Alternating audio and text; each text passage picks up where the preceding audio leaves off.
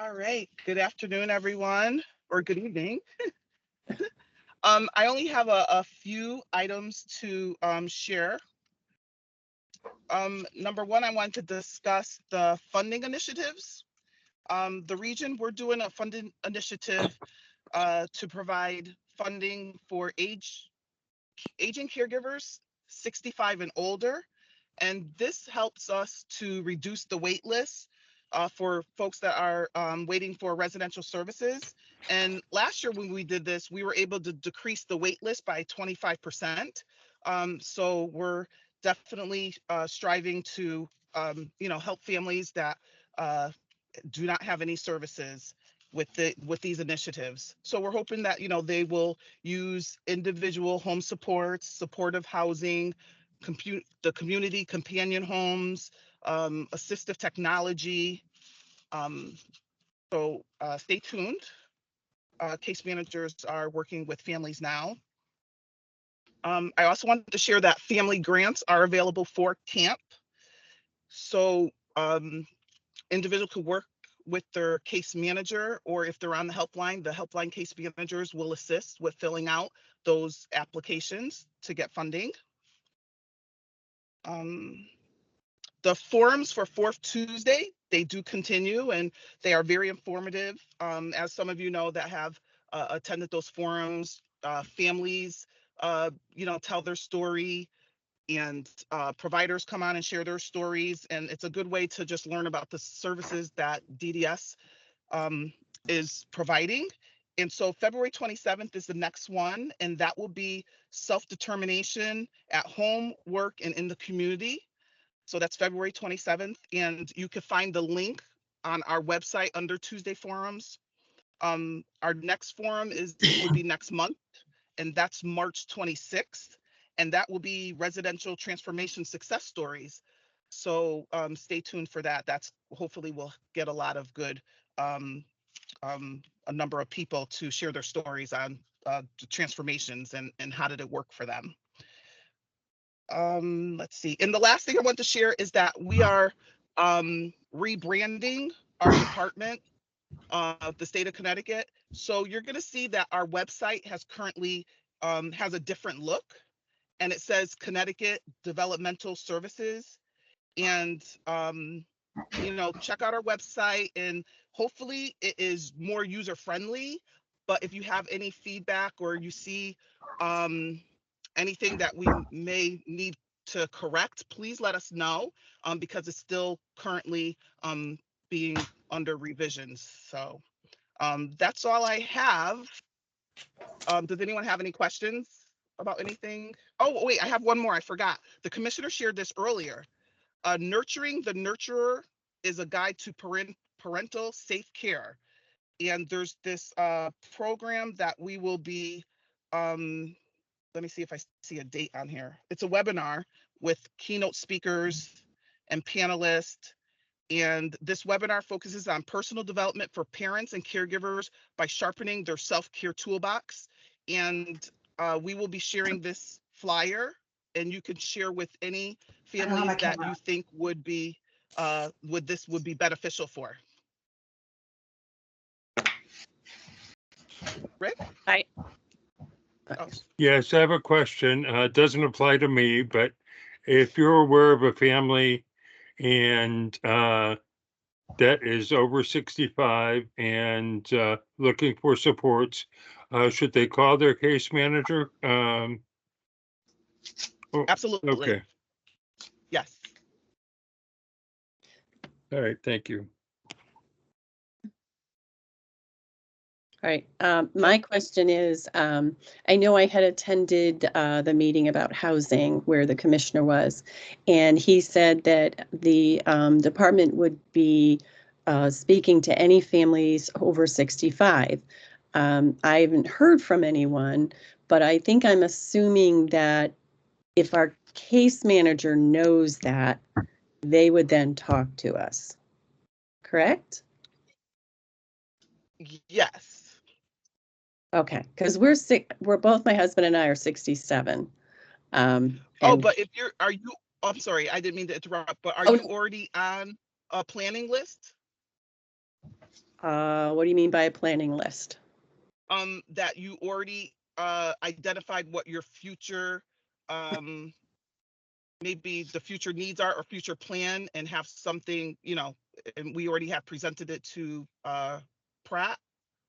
Well, about 8 years ago, we had said that we wanted Ellen in housing by 5 years. And our case manager knew that. And then nothing ever came of that.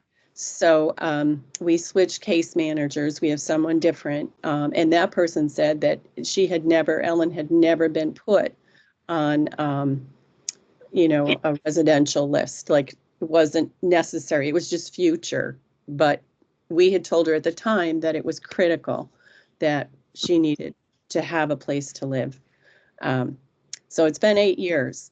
And I think that our case manager now is just heading to Pratt. Okay, then Our you're case going the right manager- direction.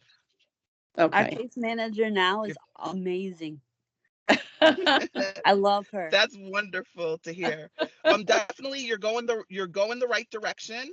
But if you don't have further questions that you want to take offline, we can, you can give me a Okay. call tomorrow or Friday, and we could discuss it further. And also, if there's, Rick, you have another question, Rick? No, I had a comment.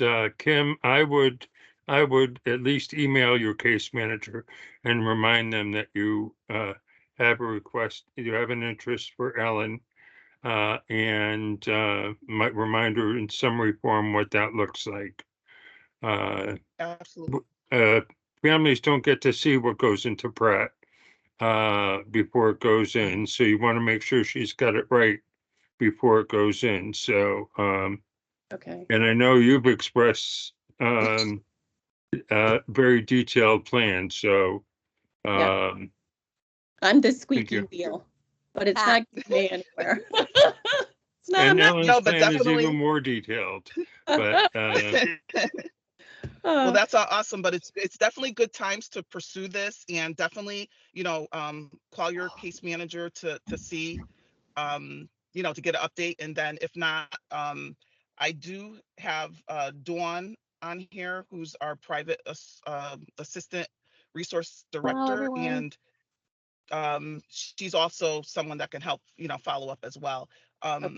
So let me, I do have two of my staff here from the executive management team. Unfortunately, two were unable to come, but I'm gonna let Dawn and Stacy introduce themselves and just give you a little information regarding what did they do for the region. wonderful. Sure. Good evening, everyone. So quickly, Ellen, who is your case manager?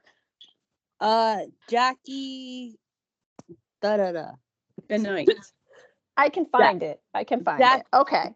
Jackie. She is awesome. Jackie Benoit, she's awesome. Benoit. Okay. Yes. Awesome. All right, great. I already wrote it down, so I'll And double check for you, Kim. I also have good news. I filled out an application to be a self-advocate for the state of Connecticut, and we heard back. Did we hear back, Mom, or no? We just heard they have your application. Yeah. Yep. And That is great news. That actually came from Jackie. No, I don't know if it was, well, originally it came from Varian.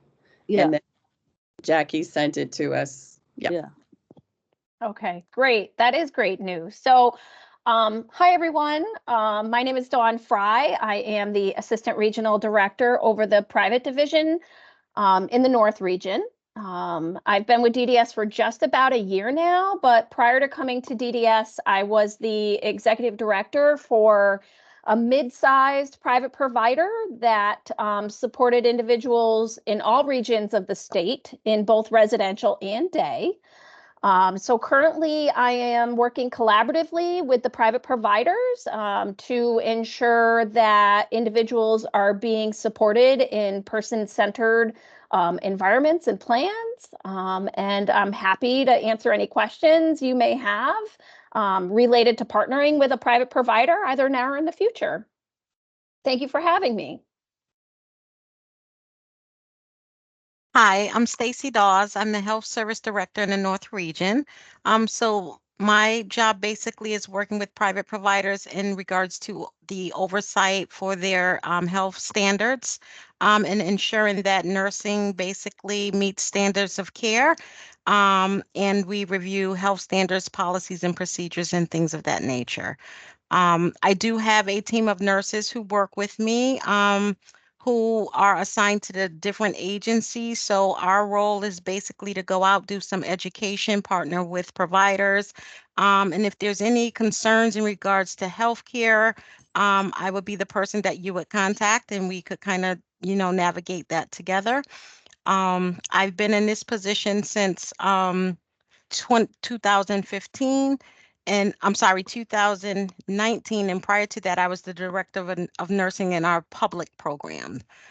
So thank you. If you have any questions, please let me know. And I'm just going to be here to listen to any of the concerns here.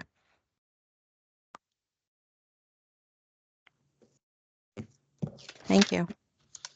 Thank you. Oh, Stacy, can I just say, I know we talked about earlier topics for this forum. One of the things I just wanted guardians and individuals to know in regards to, I know one of the big topics is our DNR review process. So just wanted you to know that there is an internal process for DNRs or changes in code status. So for example, individuals that go into the hospital that may have a full code, if the hospital and the guardian determine that they want to change the individual's code status to do not resuscitate, there is an internal process. It always start with the guardian, of course, that has to consent. But I know a lot of times that communication is done directly with the guardian and sometimes not with the group home or so there is an internal process. So I just wanted to make you all aware of that as well. Stacy, are you saying that it might be helpful to maybe have you present something about that? Have me present something about DNRs. I could do that if that's something that would be helpful in this arena. That way, I can do that at another date. Absolutely. All right. I know my cousin had a lot of issues with her brother. Okay. And it never happened for them. It was a bad deal. So it would be good to know. Okay. Thank you. Stacy, who are the other two people who haven't been able to present this evening? That is our assistant of individual and families, Karen Sticklin, Okay. and then Sheila Swedler, who is our quality director. Okay. Will they come at a future time? Absolutely. Okay. All right. That would be awesome. The quality director's name, could you tell me again? Sheila Swedler. Okay, Sheila. Okay. Just while we're talking about people coming and presenting, I was talking about the, is it Pi CT or CT Pi? And I know that was something that a lot of people don't know a lot about. And I was able to connect with Lynn Firth. And Lynn said she would be more than willing to come and make a presentation all about. Know about the impact of this decision. What we do know is it is already leading to fewer babies and fewer grandbabies that are desperately wanted for their parents and grandparents in Alabama. So I think this is. Whoops. So I didn't know if possibly she could come next time for our meeting, and she would be more than happy to bring a presentation. Awesome. You could get the information to Claudia and we could email her for the next date. Okay, I would love that. All right, thank you. All right, the next item on our agenda is legislative update. And I think Rick's our expert here.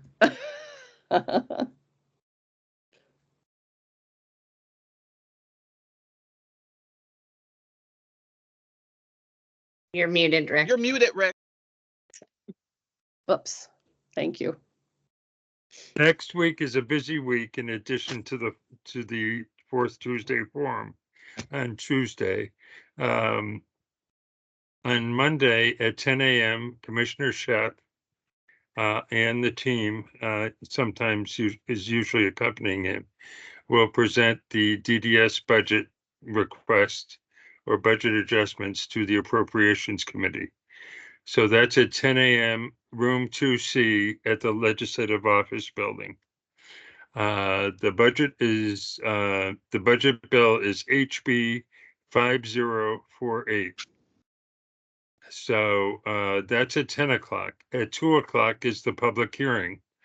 And at the public hearing, you can testify either virtually on Zoom or in person, but you do have to register ahead of time. And you're allowed 3 minutes. Sometimes you get a little more if you can get someone to ask you a question. That's a trick I've used a few times, although not with the probes, usually somewhere else. And you don't necessarily get any answers, but you do get your feelings out. The Appropriations Committee is divided into different groups. There's the chairs who are Tony Walker, a representative from New Haven, and Kathy Austin, who's the chairperson from, I think she's from Sprague. And then there's a team of individuals that comprise the Health Subcommittee. And you will see some of them there. And of course, like any legislative event, people come and people go because there are many other things going on. But I would encourage you, if you have issues, to bring, particularly as it relates to money, and after you look at the budget request that's been approved by the governor, if you have comments about that, feel free to bring those up. So that's 10 and 2 on Monday. On Friday is the annual Family Hearing Day of the IDD Caucus, co-sponsored by the ARC. And that goes from 10:30 to 12:30. And I believe that's in room 2C also. I know the Carol is looking for people to indicate whether they'll be attending so they can get a rough head count. But to speak, as I understand it, you have to, when you arrive, and a little before 10:30, you indicate whether you are interested in speaking, and your name goes on a list and you get called or not get called. I mean, because in 2 hours, not everybody can get a chance. So those are the two things going on next week. Yeah, I think we have a question. Is that Adriana? Yep, Adriana. Sorry, Adriana Ramirez. I don't know if I can answer the question because I can't remember if I'm allowed to, but I just wanted to share the family hearing is Thursday, the 29th. Right. Oh, because you said Friday, Rick. Oh, I said Friday. Okay, yes, it So is it's the Thursday. 29th, I think it's, yeah, which is and I think it's Thursday. from, Thank you. yeah, and I think it's from 10 to 12:30. They're hoping it can stretch out to 12:30, but 10 to 12 for sure. Okay. And I believe that there's the possibility of sending in video testimony, potentially as well. Thank you. Thank you. Yes, it's always good to Thank get in you. front of legislators in person if you can. Feel free to bring your loved one with you. And if they would like to speak, they can sign up to speak as well. And but if you testify together, then you're still given like 3 to 5 minutes. So if it's separate, you get a little more shade more time. I have looked through the list of bills that are out there right now. This is the short session, and in the short session, bills have to be presented by the committees and not by individual legislators. So you typically don't see as many bills in the short session as you do in the long session. A scan through the bill list on the key committees, Public Health, Human Services, Judiciary, and Labor and Public Employees, didn't see anything that's really earth-shattering. These may come up. There is a timetable, which the timetable for getting bills in is pretty short. So if we don't see things probably by the end of next week, it's probably not coming. Okay. So hope to see many of you there twice next week. Thanks, Rick. That was You're awesome. welcome. Hope to be there. Our next item on the agenda is open forum for public participation. Is there anyone who would like to take the floor for a few minutes? Crickets. All right. I would like to take the floor for a couple minutes. I belong to an organization, and you know, it's Creative Living Community of Connecticut. We are at a point where we're getting ready to build our housing. And one of the concerns that we have is that we want to be sure that when we start to build these, what we are calling villas, that we're doing it in a way that is following sort of the path of DDS. We don't want to do something that's sort of out of the realm of what DDS would feel is appropriate.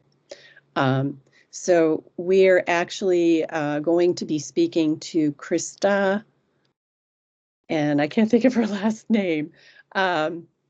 So anyway, we're going to make a meeting with her. Now, it's been a couple weeks since we've heard from her, but we're persistent, so we're going to keep checking in. But we want to talk about, you know, how large should these buildings be? How many people should be in them? You know, and if we're sticking to the 25% rule, we're hoping that the DDS funding will kick in for that 25%. So we just want to make sure we're following all the rules. Do you have any other suggestions for us? Kim, I did get that correspondence from Krista Arstoszewski. Oh, good. Thank you. And in my absence, Dawn had recommended that Elba, the director of housing development, is also included in this meeting. Good. So both of them should be contacting you shortly, because I did respond today just to tell her that Elisa and I met with this agency a few years ago when we talked about the farm and different things. So I told them also to, you know, touch base with Elisa in regards to, you know, this organization. And so you will be hearing from them shortly. Yay, that's fantastic, because we're ready. We're ready to start building. So, all right, thank you so much. All right. Anyone else? I think Rick had his hand up, Mom. I'm so sorry, Rick. Yes, I was going to suggest that you contact Elba as the director of housing, and she is likely the point person. Krista is the Medicaid expert in the department. And of course, Medicaid is important because Medicaid you have to be in alignment with Medicaid and the state's interpretation of Medicaid in order to get the funding approved. Right. So good luck with that. Thank you. I'm just making sure I don't see any hands. I think we're adjourning. Annette? Oh, wait a minute. Yeah, Adriana. Hi. Annette. Yes. Oh, I missed Annette. Sorry, Annette first. Hi. Hey, just different topic. Are there what's the status with time limits on the transition programs? Are they sticking to that, Stacy? Do you know? Because they're not doing a single thing in the transition program, not one interview, nothing.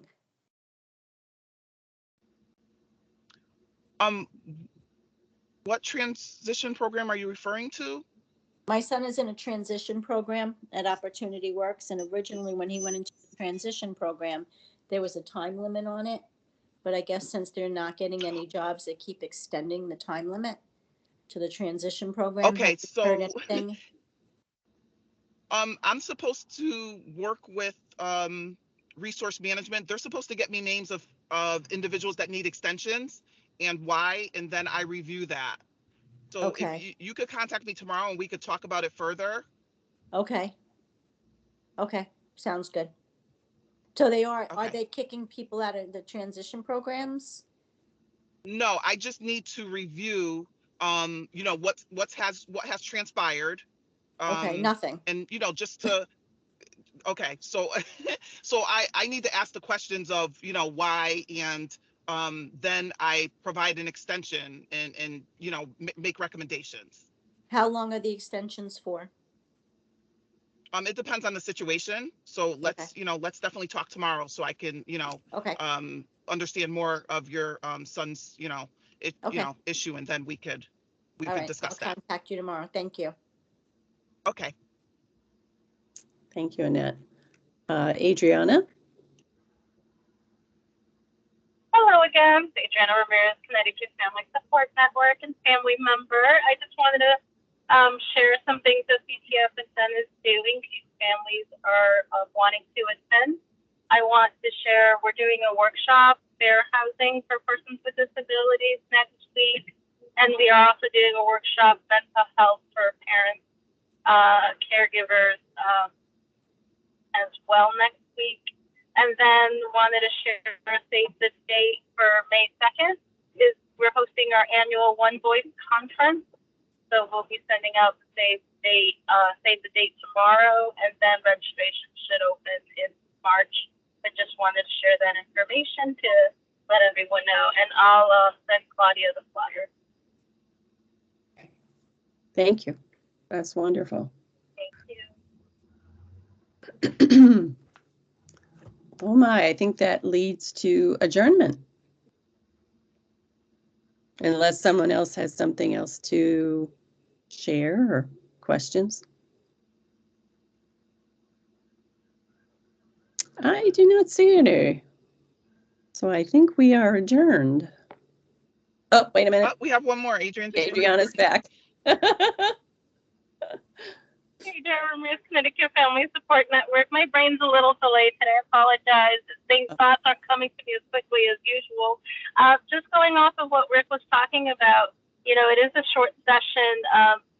You can send in advance written testimony as well, which is really important. So any way you can get your voice heard, you know, I suggest everyone to, because, you know, it's really important that legislation really hear from all of us, because they are normal people just like us, and they need to understand what the community is happening in the community.